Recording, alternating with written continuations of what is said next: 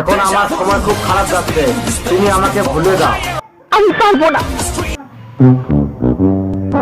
দেখুন, আমি আপনাকে কিছু কথা বলতে চাই। তো আমার আর এখন বিয়ে করার মতো কোনো আর ইচ্ছে নেই, ঠিক আছে? সব কি বলছেন আপনি? ঠিকই বলছি। শুনুন, আমি আর আপনার চাকরি করবো না, ঠিক আছে? তুমি সব কি বলছো? হ্যাঁ, ঠিকই বলছি, কারণ এই চাকরিটা আজ থেকে আমি ছেড়ে দিলাম।